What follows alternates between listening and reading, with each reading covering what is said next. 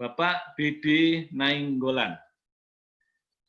Beliau adalah Rektor UNE, Universitas Advent Indonesia. Background-nya adalah filsafat. Nah, ini menarik, anak muda yang menggebu-gebu seperti Mas Billy tentu punya kekuatan, punya semangat, tetapi butuh adanya dampingan pengalaman, dampingan kontrol yang baik dari para senior. Nah, kita ingin dengarkan bagaimana pengalaman dari Universitas Advent Indonesia ini dalam membantu bisnis perekonomian keluarga. Kepada yang terhormat Bapak Rektor Universitas Advent Indonesia, dipersilakan. Salam sejahtera kepada kita semua.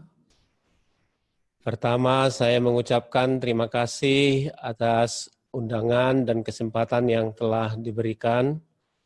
Salam hormat buat Pak Menteri Teten Mas Duki, Bapak Billy Mabrasar, Bapak Hermawan Kartajaya, Bapak Beni Lianto, dan Ibu Nita Yudi. Saya telah mengikuti pembahasan narasumber sebelumnya. Pemaparan mereka sungguh luar biasa dan tepat dengan situasi pada saat ini. Hampir 6 bulan pandemi COVID-19 terjadi dan memberi dampak serius ke berbagai aspek kehidupan manusia, termasuk aspek ekonomi.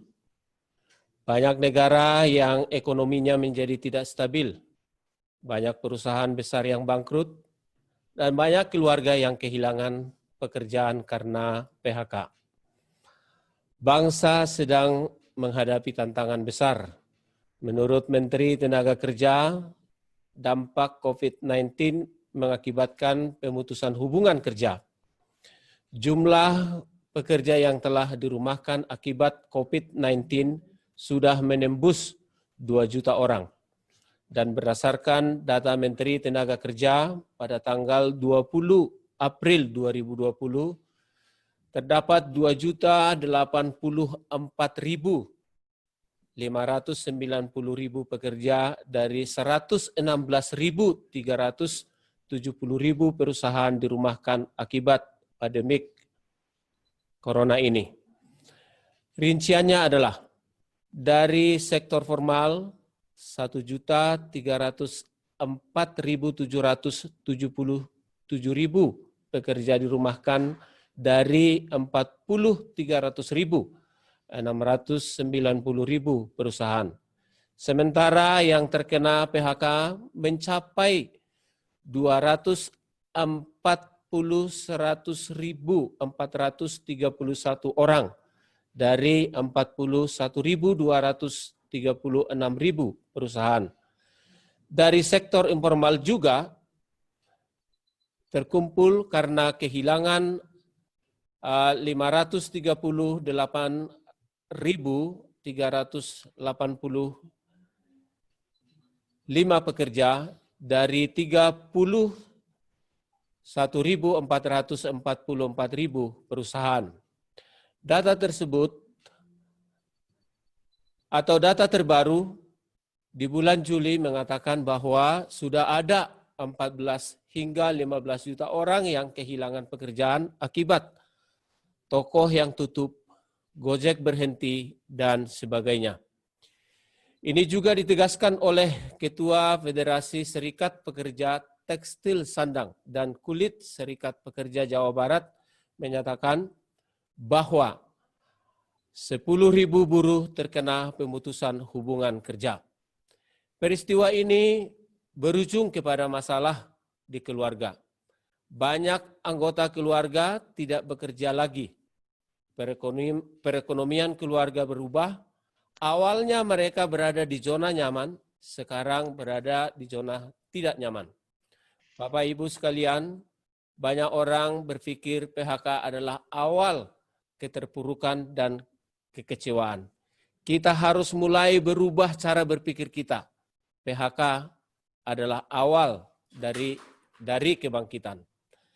Lembaga pendidikan dan universitas harus berperan membantu keluarga yang terkena dampak pandemik.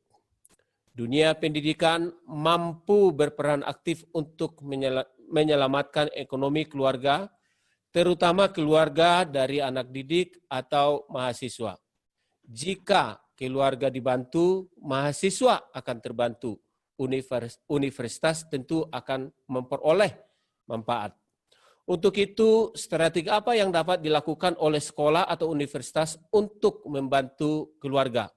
Saat ini, saya akan menjelaskan 2 strategi yang dapat dilakukan. Yang pertama, internal strategi. Yang dimaksud dengan internal strategi adalah strategi yang dapat dilakukan oleh sekolah atau universitas untuk membantu keluarga siswa atau mahasiswa dengan membuka lowongan kerja atau membuka unit bisnis sesuai dengan lokasi di mana sekolah atau universitas itu berada. Hal ini akan saya jelaskan lebih lanjut. Yang kedua adalah external strategi, yaitu membantu keluarga membuat unit bisnis sederhana, atau jika keluarga itu sudah memiliki unit bisnis, maka sekolah atau universitas dapat membantu untuk meningkatkan keuntungan dari unit bisnis tersebut. Saya akan bahas strategi yang pertama, yaitu menciptakan lahan pekerjaan bagi keluarga. Yang pertama, manfaatkanlah semua lahan kosong yang ada di sekitar sekolah atau universitas untuk pembibitan bunga dan sayur, sekaligus menanam sayuran yang cepat panen seperti sawi, soy, atau kangkung. Menanam tanaman penyembuhan ajaib atau tanaman obat. Pilih bibit yang cocok ditanam di daerah tersebut. Manfaatkan tanah yang selama ini belum produktif di sekitar sekolah atau universitas dengan mempekerjakan siswa atau mahasiswa. Mahasiswa yang bekerja itu diberi upah harian yang upahnya masuk ke akun mahasiswa guna membantu biaya perkuliahannya.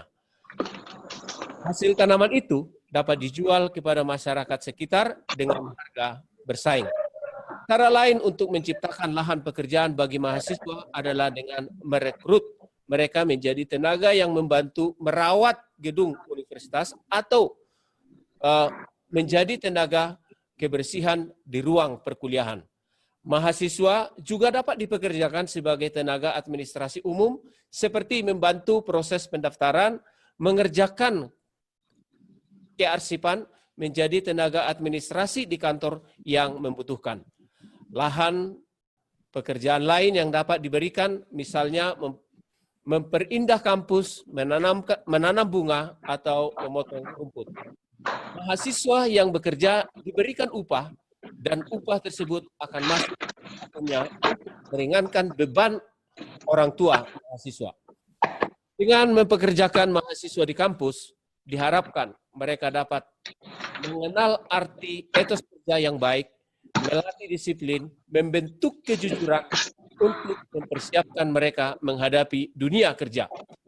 Strategi yang lain yang bisa dilakukan adalah dengan menciptakan unit bisnis dengan melibatkan orang tua mahasiswa atau penduduk setempat. Misalnya, dengan usaha membuka kantin karena tren anak muda saat ini senang foto dan mengupload di Instagram atau di Facebook. Dengan menu yang ringan namun menyehatkan seperti roti yang dipadukan dengan kopi jagung, anak-anak muda umumnya senang minum kopi. Cobalah dengan kopi jagung dengan berbagai varian yang rasanya tidak kalah dengan rasa kopi biasa. Strategi yang kedua adalah strategi eksternal, yaitu membantu keluarga untuk membuat unit bisnis sederhana, dan jika keluarga itu sudah memiliki unit bisnis, maka pihak universitas dapat membantu meningkatkan pendapatannya. Salah satu sektor yang paling terkena dari dampak COVID-19 ini adalah sektor pertanian. Karena sejak diberlakukannya sistem lockdown, para petani bingung untuk memasarkan hasil pertaniannya. Padahal Salah satu bisnis yang masih bisa tetap tumbuh di masa pandemik ini adalah bisnis retail, terutama yang melayani kebutuhan sehari-hari seperti menjual produk sayur segar. Untuk itu, Fakultas Teknologi Informatika berperan aktif untuk memberikan solusi kepada para petani tersebut. Upaya yang kami lakukan bersama Fakultas Teknologi Informasi adalah memberikan penyuluhan kepada masyarakat sekitar kampus yang mayoritas petani dengan membangun sistem mobile yang dapat menolong petani merasakan hasil pertaniannya secara online sehingga harga jual dari produk pertaniannya akan lebih bersaing. Sudah barang tentu kita bekerja sama dengan Dinas Pertanian setempat untuk data-data yang diperlukan. Diharapkan dengan sistem ini, petani tidak overstock dan dapat menjual tanpa melalui jasa tengkulak atau pengepul. Bapak dan Ibu sekalian, banyak hal yang dapat dilakukan untuk membantu menyelamatkan perekonomian keluarga. Saya hanya dapat membagikan sebahagian saja mengingat waktu yang terbatas. Saya yakin semakin baik ketahanan keluarga Indonesia, semakin baik juga kemampuan keluarga menghadapi perubahan akibat pandemik dan pasca pandemik.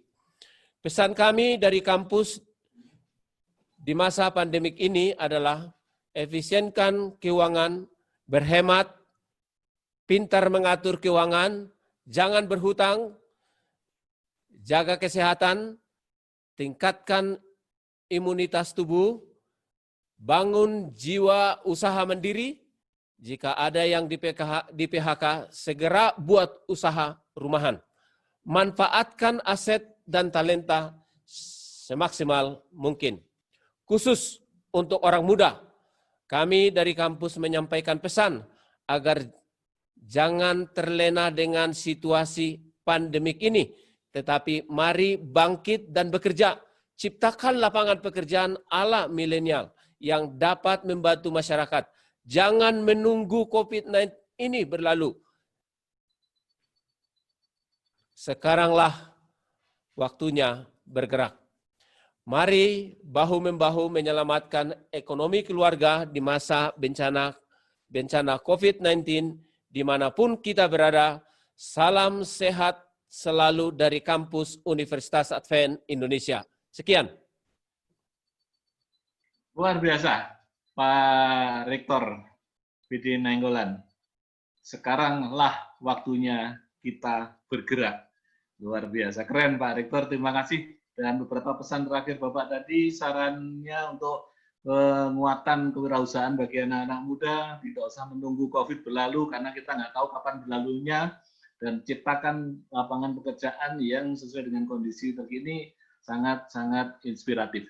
Terima kasih Pak Rektor, dan bagi Bapak, Ibu, kawan-kawan peserta webinar ini, baik di Zoom maupun di YouTube, Anda boleh menyampaikan pesan, saran, usulan, dan sebagainya, sebagaimana tadi diminta oleh Bapak Menteri. Juga Anda bisa menyampaikan pertanyaan kepada narasumber yang lain lewat chat tersebut. Saran juga bisa disampaikan, sehingga lewat chat Zoom dan chat YouTube, Anda sampaikan pertanyaan dan sarannya, nanti akan diteruskan pada yang bersangkutan.